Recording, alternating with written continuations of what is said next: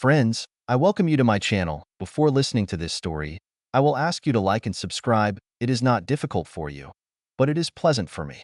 And we're starting. I can't believe that my life has turned into hell in just 4 years. 4 years ago, my wife went to work at Gilbert Endeavors. Our children had become teenagers, and Sarah couldn't wait to get out of the house. At that time, entry-level secretarial work seemed ideal. My name is Skip Trexler. My real name is Austin, but my name has always been Skip. I was what people would call wiry. I was of average height and weighed less than 140 pounds when I graduated from high school. I wasn't interested in any sports, especially competitive ones. The closest I've come to anything athletic is long-range shooting.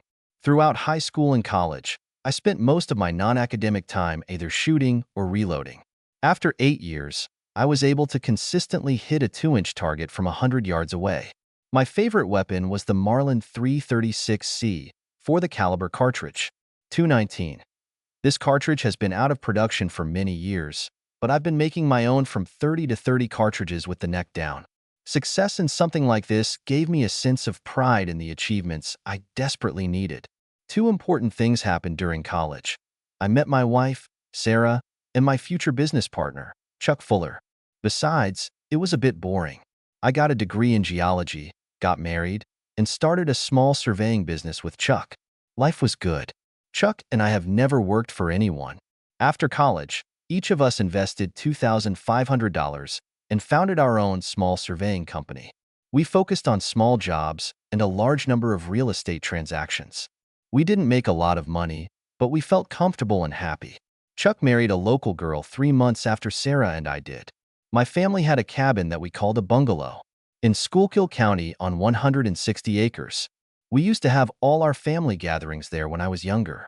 The Fullers had a real cabin on 640 acres of land in Potter County. Chuck and his family hunted there, but didn't use it for anything else. That's all you need to know at the moment. As I said before, my life started going to hell about 4 years ago. Gilbert Endeavors has developed and manufactured exercise equipment.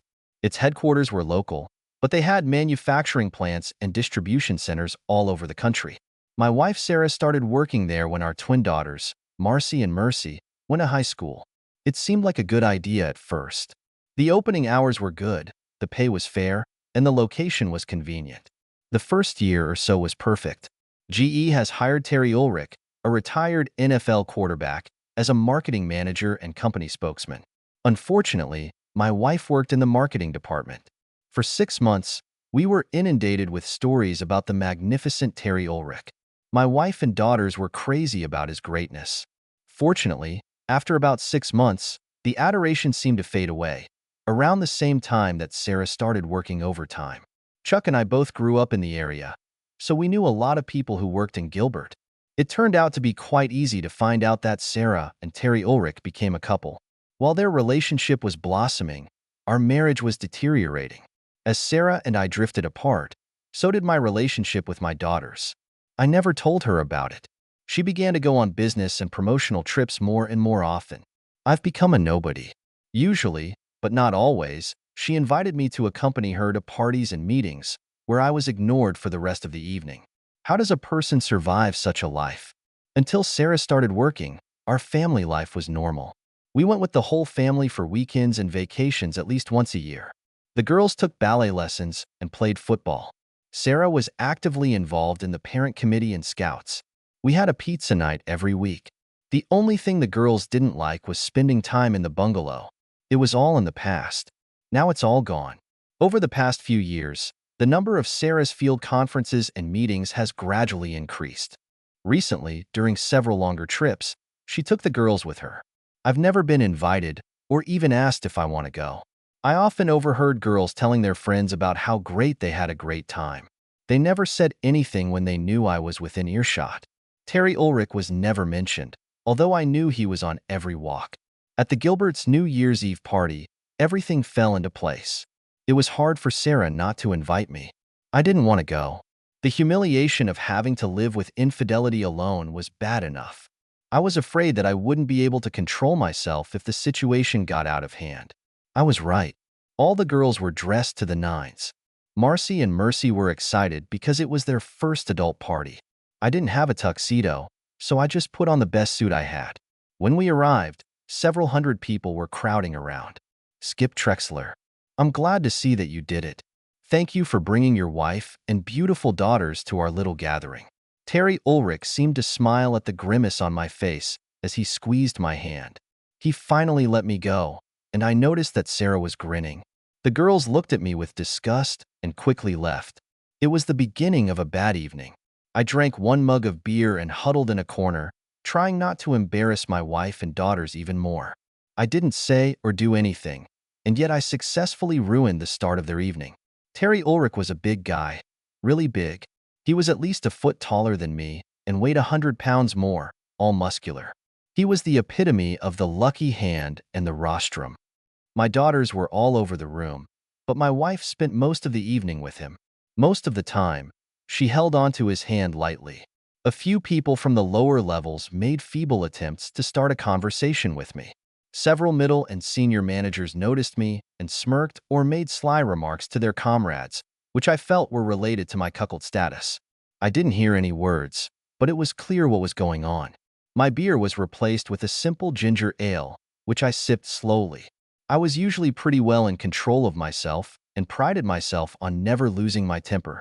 A lot of people started dancing, and I noticed that the girls were having a good time, and so was my wife. With Ulrich, of course. Neither she nor the girls have spoken to me once in the last 3 hours.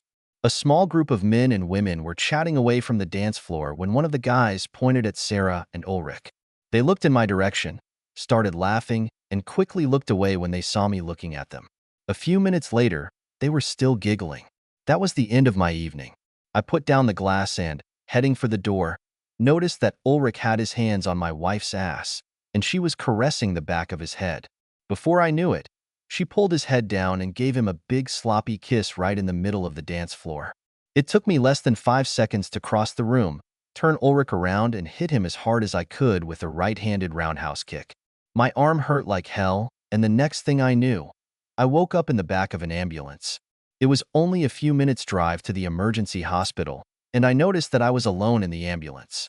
I remembered being wheeled into the emergency room. The next thing I remember is that I wake up in some kind of recovery zone.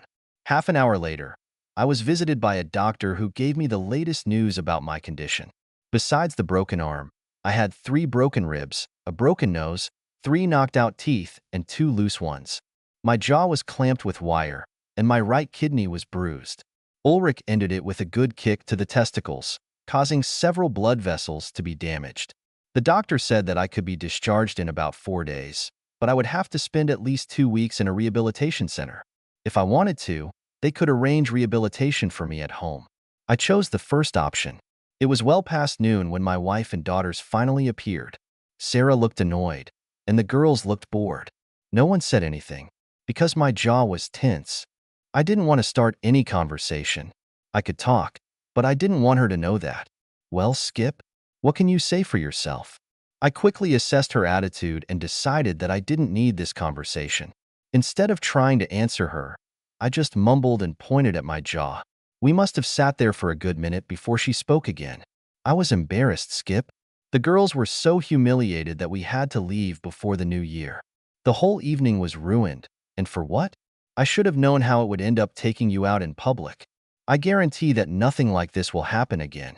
She had no idea how right she was. I just sat there and looked at her. I couldn't even force a smile, so I didn't do anything. They stayed for a few minutes. Since I didn't react in any way, they eventually just got up to leave. Chuck showed up a couple of hours later. We chatted for a few minutes. Yes, I could talk. And then he pulled out a local newspaper.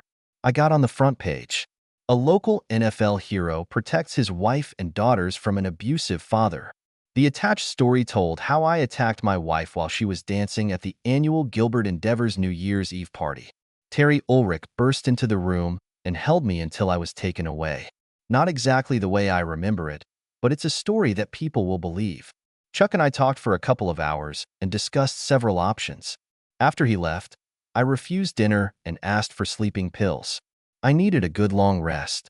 I was checked, probed, and prodded for most of the next day. All damage has been detected and appropriate measures have been taken. Now all I had to do was wait and heal. One of the hospital staff gave me a list of recommended rehabilitation centers in the area. I chose one of them near Hamburg. Chuck showed up later that evening.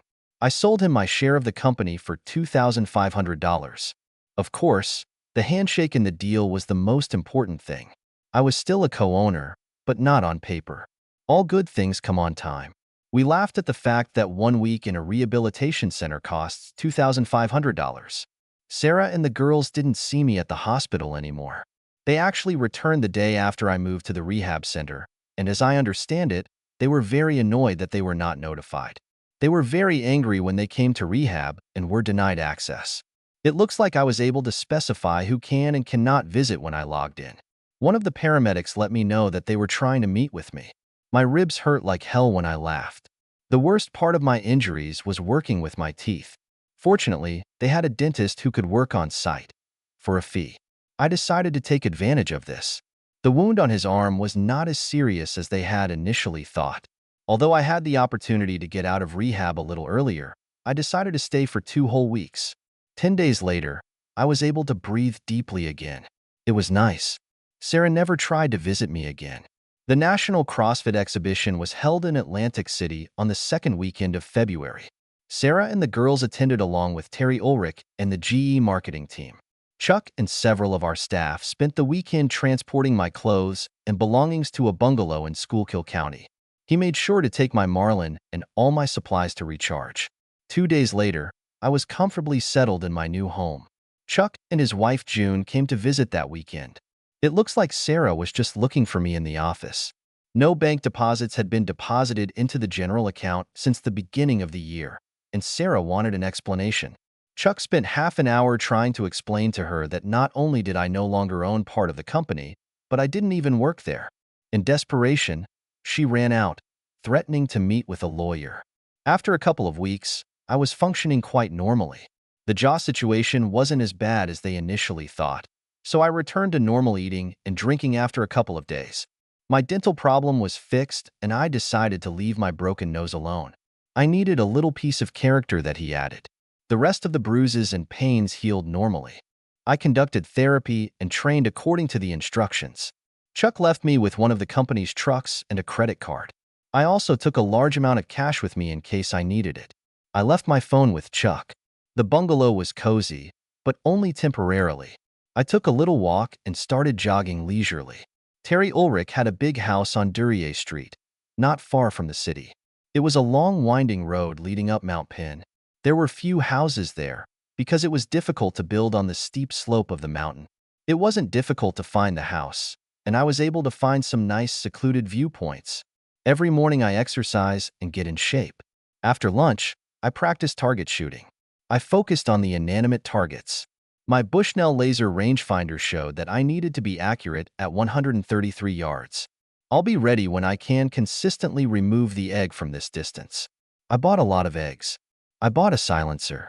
I spend my evenings planning, adjusting, and recharging. I started growing a beard. Chuck came to see me about once every 2 weeks. Sarah came into the office several times, still trying to find me. 2 months later, she gave up. Chuck always brought a few newspaper clippings with him. It turns out that my wife and daughters continued to enjoy the high life with their new benefactor. He must have been fully supportive of her by now, because I didn't do anything. Strangely, Sarah and the girls were still living in our old house, which I didn't understand. It's time to move on. I started returning to the city early in the morning to choose a good vantage point to observe Terry's house. He was a man of habit. I never expected such a big guy to be a swimmer, but he did 50 laps every morning. Naturally, the pool was heated. I went to Potter County that weekend. The move from the bungalow to the hut was very welcome. No electricity, no running water, no cell signal. The nearest Walmart store in Olean, New York, was a 45-minute drive away. I didn't want to go in the winter, so I stocked up on everything I needed for the next 4 months, at least. If I forgot something or needed something, I could get it before the bad weather closed me down. Early Wednesday morning, I drove to the office and transferred all my stuff from the truck to my Subaru Outback. I parked the company's truck at a construction site at the foot of the mountain and climbed to my chosen vantage point. There were no other cars at this time of the morning. I have installed a tripod. I had one cartridge in the chamber and one in the tube, and the next two were ready. 20 minutes later, Terry Ulrich went out for a morning swim. The first shot shattered his right ankle. Even with a muffler, it was very noisy at such an early hour. 2 seconds later, his left knee exploded. I loaded the next 2 rounds and took out his left elbow. My last target was his right wrist, which I couldn't aim at due to his erratic movements, so I quickly gathered up my weapon and quietly left. 10 minutes later, I left the construction site and returned to the office to the waiting Subaru. I didn't go back to the bungalow, but drove straight to Potter County. The first thing I had to do was clean the spring so that I would have fresh water. Then I had to start collecting a good supply of firewood. Fortunately, the cabin was waterproof and well insulated. The LED lights were much better and cheaper than the old charcoal oil lamps that were there. Soon everything was completely under control, and I started shooting again, this time at paper targets. I first saw her in the middle of the second week. A tall, lanky woman dressed in jeans, a flannel shirt, and a vest. Although she was far away, I could see that she had a backpack on her back or something like that. She walked past along an old logging trail that ran along an open area that served as a shooting range. 640 acres, and I still didn't have a personal life. Of course, it was much more practical to build a hut next to the road, where materials could be brought. One day, when I had the opportunity, I aimed at her. She had an elaborate crossbow slung over her shoulder. I had no idea what she was doing to him, but I was curious. There was a small fire pit/barbecue area on the stove, so I brought an old galvanized coffee pot and cookies with me. Yes, I baked a very good cookie. It seemed to me that I was setting some kind of trap. 3 days later, my trap worked. "I'm sorry. My name is Claire. I hope we can talk." She took me by surprise. I stuttered a little. He motioned for her to sit down. "Would you like some coffee?" It was the best thing I could do. She nodded, smiled, and took the crossbow off her shoulder before sitting down. "My name is Skip. I came here about 2 weeks ago. I've noticed you in the area a few times. I'm staying at a lodge about a mile from here. I try to walk every day and usually end up here." I handed her one of my famous cookies. "Will you be here long?" "I will stay here until the end of the summer." "And you?" "At least 4 or 5 months." She seemed to like my cookies, but I got the feeling she would prefer cream and sugar in her coffee. She didn't say anything. I just caught it somehow. "Is this your property?" "No. It belongs to a friend of mine who lets me use it." "Are you hunting?" "No, not quite. I used to shoot a little bit, but I haven't done anything for many years. Right now I'm just shooting at targets a little bit. I don't want to be annoying, but you won't mind if I use this shooting range for a little practice." I didn't find any suitable place where I could use my bow. She had an accent that I couldn't identify, either English, Australian, or Scottish. I didn't want to ask. "No, not at all. I think we could find something suitable for targeted support. Feel free to use it at any time." She ate the second cookie. I felt very good. "I'm just curious. I thought most people use compound bows now. You have a curved bow, and it looks new. Take my word for it. His recursion is better." She used simple arrows for target shooting, but she always carried 4 hunting arrows attached to her bow. That evening I drove a few miles along the road and picked up 3 bales of hay. That's how my summer with Claire Charles began. Claire came every day and returned to her cabin every evening. The lodge staff had a tracker on her cell phone, so they always knew where she was. It was the beginning of our second week when a strong summer squall hit us. We huddled on the porch of the hut, laughing and joking about her dilemma. Without saying anything, she took out her phone and called the lodge. She informed them that due to the weather she would not be able to return tonight, and that she had found a convenient place to stay overnight. I was both surprised and delighted. That's how my platonic relationship with Claire Charles turned into an intimate one. From that moment on, we alternated our sleeping places. Highlands Lodge was completely out of place in Potter County. It was gorgeous and very expensive. Most of their guests were from overseas. Claire's family was from Cornwall. Highland had a hot shower, plentiful food, and laundry services, which I took full advantage of. We spent less and less time at the shooting range. A couple of weeks later, while Claire and I were busy having lunch, Chuck and June arrived. June seemed especially glad that I had a companion, and even more so when she realized that it was a full-fledged relationship. We stayed in the shadows for the first few hours, and then June and Claire went to chat. After the tragic attack on Terry Ulrich, I became the first suspect. This turned out to be a much bigger problem for Terry than he had anticipated. The press wanted to know why I was the main object of interest. The more they looked into it, the worse it got for Terry and my wife. Although the focus was on finding me, the press quickly turned to the relationship between Terry and my wife. 3 weeks later, Terry Ulrich was no longer a representative of Gilbert Endeavors. Police visited a bungalow in Schuylkill County and found it empty. They had no credit card leads, no phone calls, and no idea where I might be. They never asked Chuck about the cabin. Chuck mentioned that Sarah came to the office several times, trying in vain to find out where I was. She seemed to be a little desperate as her source of money began to dry up. According to Chuck, it turned out that Terry had lost interest in her and blamed her for his problems. I didn't have a plan for the next step. I couldn't go back, and I didn't have any other options that I wanted to explore. I was drifting at the moment. As we approached the end of the year, I felt like I was getting complacent. I was happy and satisfied with Claire, but I should have paid attention to my real life. It was a cool autumn day, and I was alone in the hut. Something was wrong, but I couldn't figure out what it was. I had just warmed up the wood-burning stove and brewed coffee when the door suddenly opened. Terry Ulrich was as big and ugly as the last time I saw him. He was standing in the open doorway with a big smile on his face and an old SWAT police pistol in his right hand. He seemed to be standing unsteadily and held his left arm at a strange angle, as if trying to keep his balance. We just stood there and looked at each other. I expected some thoughtful words of revenge, but nothing came. Coffee? Bastard. I spent over $10,000 to find you. No, I don't want any damn coffee. Well, what can I do for you? I know it was you, you sneaky little weasel. Your wife told me that you shot at targets a lot. I hope there is a 911 service here, because it will be needed. His face was swollen and reddened as he spoke.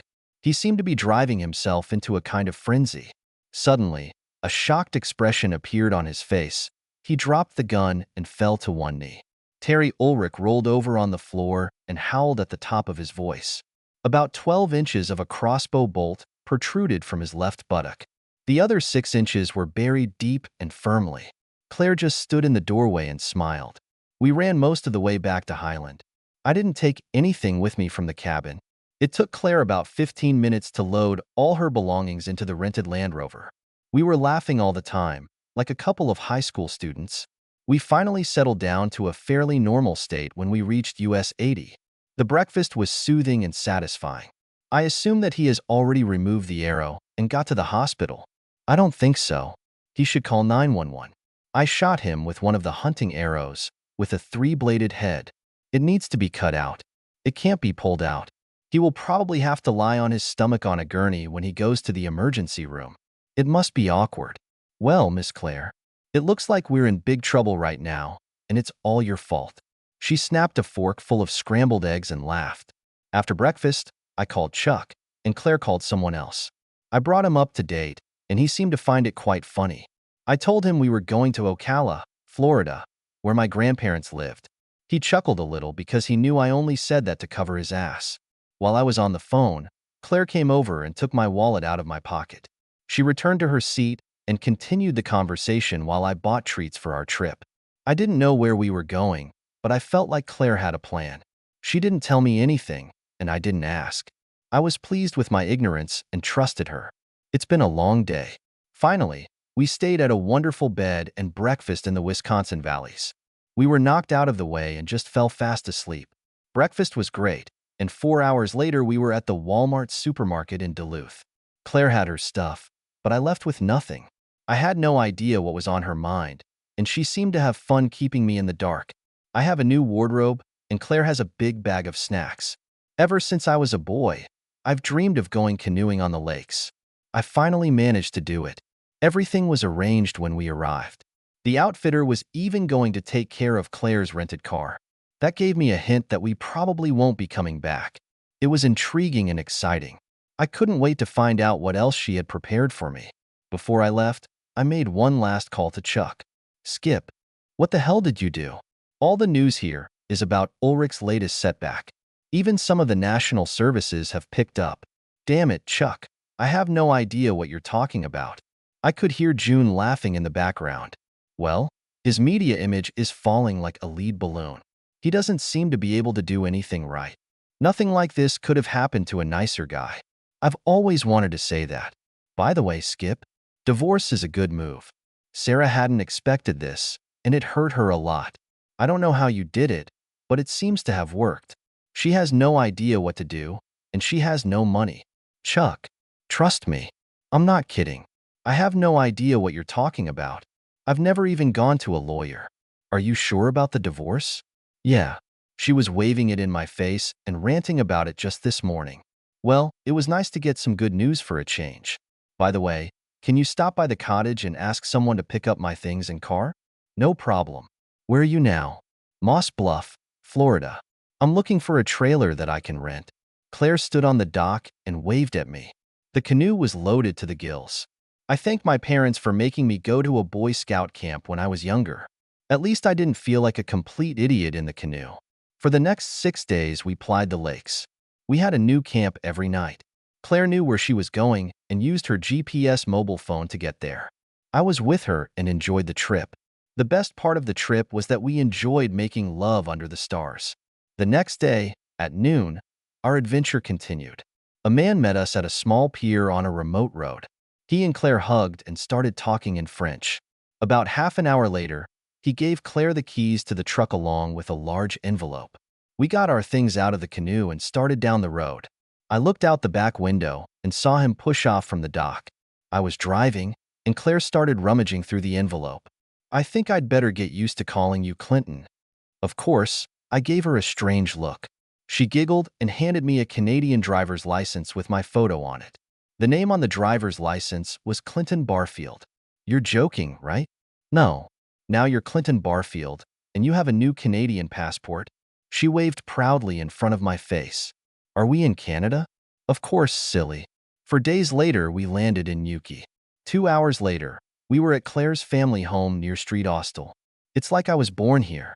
I felt comfortable and satisfied. I was very worried about meeting Claire's family. The mansion was huge. Her father asked me to join him in the study. An elegant walnut gun cabinet stood against the far wall.